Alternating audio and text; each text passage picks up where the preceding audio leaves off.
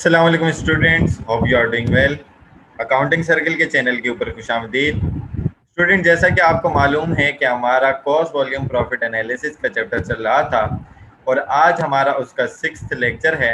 और इस लेक्चर के अंदर हम exercise 5.5 managerial accounting by Garrison Noreen Brewer की एडिशन 15 से ये जो हमने क्वेश्चन लिया है उसको डिस्कस करने वाले हैं, जिसके सामने आप हेडिंग देख सकते हैं कि change in variable cost, fix cost, selling prices and volume, उसका क्या इफेक्ट आएगा आपकी चीज़ों के ऊपर, उसके ऊपर हम यहाँ पर डिस्कस करने वाले हैं।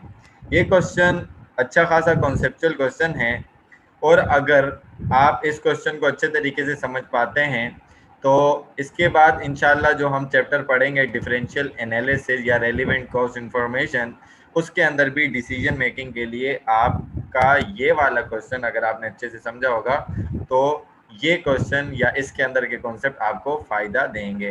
तो स्टार्ट करते हैं।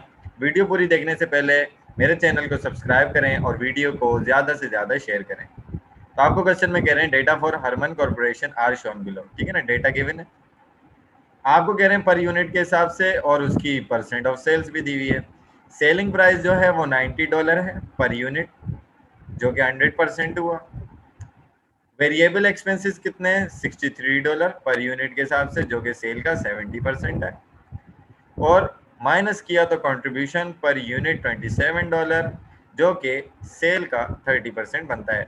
30 + 70 = 200। Okay, fix expenses are $30,000 per month and the company is selling 2000 units per month. हर महीने वो कितने यूनिट्स बेच रही है? 2000 यूनिट्स कंपनी बेच रही है। ओके, ये तो सिंपल डेटा है। अच्छा, करना क्या है? रिक्वायर्ड, पहला required, the marketing manager argues that a 5000 increase in the monthly advertising budget would increase monthly sales by 9000. Okay, should the advertising budget be increased? एक डिसीजन आ गया कि आपका जो मार्केटिंग मैनेजर है वो क्या बोल रहा है, कह रहा है कि अगर हम $5000 से अपना एडवर्टाइजिंग बजट बढ़ा दें मंथली तो उसकी वजह से हमारा 9000 का इंक्रीमेंट आ जाएगा या हमारी सेल जो है वो $9000 से इंक्रीज हो जाएगी। तो क्या एडवर्टाइजिंग बजट इंक्रीज करना चाहिए? आप एक मार्केटिंग मैनेजर हैं और आपसे ये बात पूछी जा रही है कि क्या एडवर्टाइजिंग बजट को इंक्रीज करना चाहिए। ओके, सेकंड क्या है? Refer to the original data. जो ओरिजिनल डेटा ये आपके पास गिवन है, कह रहे हैं कि उसको रेफर करते हुए management is considering using higher quality component. ठीक है ना, मैनेजमेंट क्या कर रही है कि हायर क्वालिटी कंपोनेंट्स को यूज करना ज्यादा कंसिडर कर रही है। दैट वुड इंक्रीज, जिसकी वजह से क्या इंक्रीज होगा? आपका वेरिएबल एक्सपेंस इंक्रीज होगा $2 पर यूनिट के हिसाब से, कि एक यूनिट के ऊपर $2 का आपका वेरिएबल एक्सपेंस इंक्रीज होने वाला है। So the marketing manager believes that the higher quality product would increase sales by 10% per month. और मार्केटिंग मैनेजर जो है उसको ये यकीन है कि हायर क्वालिटी कंपोनेंट यूज करके जो हमारी हायर क्वालिटी प्रोडक्ट बनेगी उसकी वजह से हमारी सेल 10% पर मंथ इंक्रीज हो जाएगी। Should the higher quality components be used? क्या हायर क्वालिटी कंपोनेंट यूज करने चाहिए या नहीं करने चाहिए? तो दो तरीके के डिसीजंस आपके सामने मौजूद हैं। ओके, तो इन दोनों डिसीजन को हमने यस या नो में आंसर भी देना है। अप्रूव करना चाहिए कि नहीं करना चाहिए, कंप्यूटेशन से भी इसको हम साबित करके दिखाएंगे, प्रूव करके दिखाएंगे। तो चलते हैं अपने सॉल्यूशन की तरफ। पहले हम पहला डिसीजन सॉल्व करेंगे और उसके बाद दूसरा डिसीजन। तो आपने ये बात याद रखनी है कि पहले डिसीजन में मैनेजर क्या कह रहे हैं, 5000 का इंक्रीज होना चाहिए और 9000 का यहाँ से क्या होना चाहिए, मंथली सेल होगी। ओके, सॉल्यूशन की तरफ चलते हैं। आपका सॉल्यूशन है, अच्छा जी। अब यहाँ पर हम एक छोटा सा शेड्यूल बनाएंगे जिसके अंदर हम क्या दिखाएंगे, the following table show the effect of the propose change in the monthly advertising budget. Monthly advertising budget जो मार्केटिंग मैनेजर है वो कह रहे हैं कि हम जो चेंज करेंगे उसकी वजह से क्या इफेक्ट आ रहा है।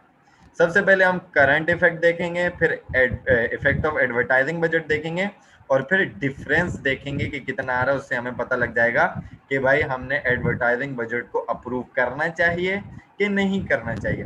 अभी पहले करंट देख लेते हैं। देखें आपकी करंट सेल कितनी है, 2000 यूनिट 90 के बिक रहे हैं, ठीक है ना।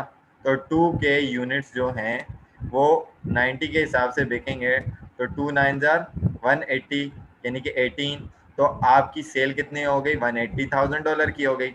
वेरिएबल एक्सपेंसेस कितने के थे, टू ये जो 2 के यूनिट्स पे कितने लग रहे थे, $63 के लग रहे थे।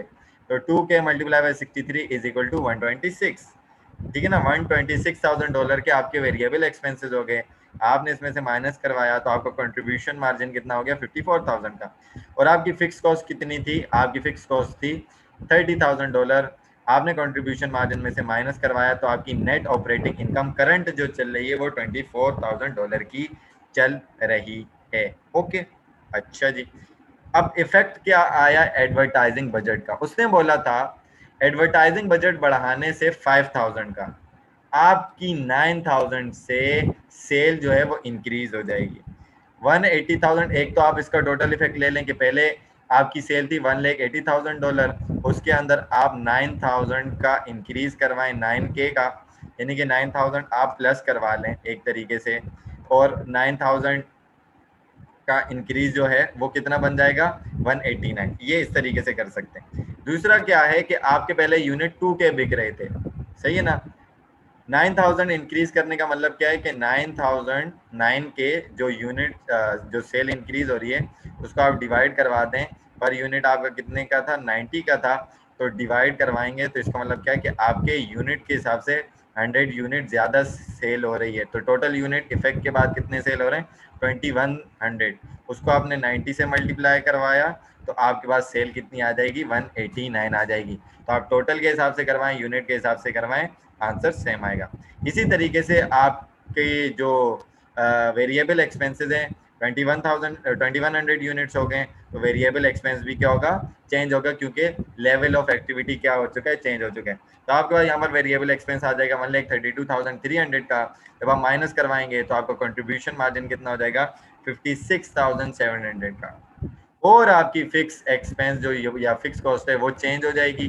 कैसे, 30,000 के थे अब 35 के होंगे, क्योंकि पहले 30 था, इसके अंदर आपने प्लस करवाया 5,000 का, क्या 5K का आपने एडवर्टाइजिंग एक्सपेंस जो है वो जो आप ऐड करवाओगे उससे आपकी टोटल फिक्स एक्सपेंस की जो कॉस्ट है, जो सेलिंग है, वो कितनी हो जाएगी, $35,000 की हो जाएगी।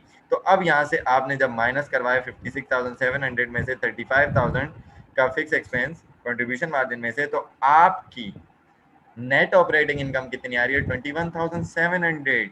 अब आप कंपैरिजन देखें यहाँ से, आपकी पहले नेट ऑपरेटिंग इनकम जो सिंपल चल रही थी 30,000 फिक्स एक्सपेंस से, तो नेट ऑपरेटिंग इनकम कितनी थी, 24,000।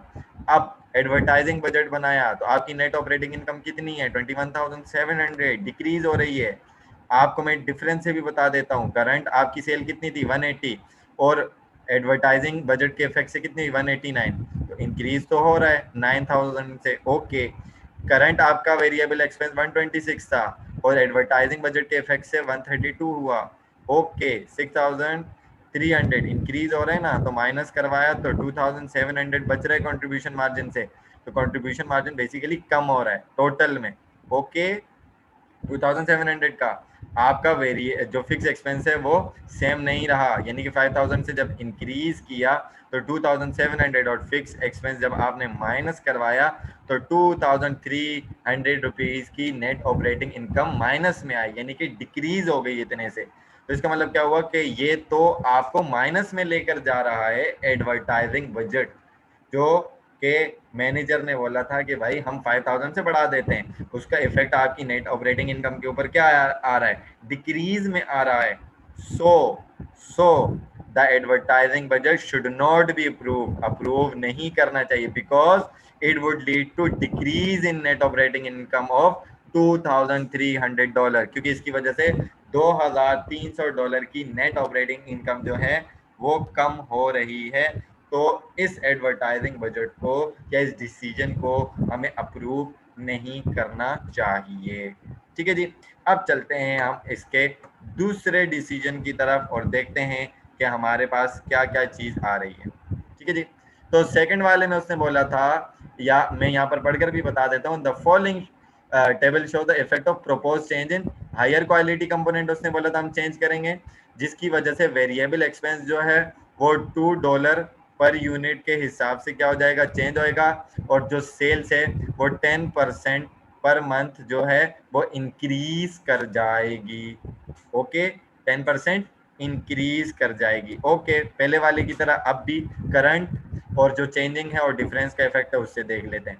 करंट आपके पास था, ज्यादा समझाने की जरूरत नहीं, 2000 मल्टीप्लाई बाय 90 था 180, 63 मल्टीप्लाई बाय 2000 126, 54,000 का कंट्रीब्यूशन मार्जिन, और फिक्स एक्सपेंस आपके पास कितना था 30,000 का, और नेट ऑपरेटिंग इनकम कितनी थी $24,000 की थी। अब जो चेंज आया बेसिकली वो हमने देखना है, effect of components, variable expense and sales कितना आ रहा है वो देखने वाले।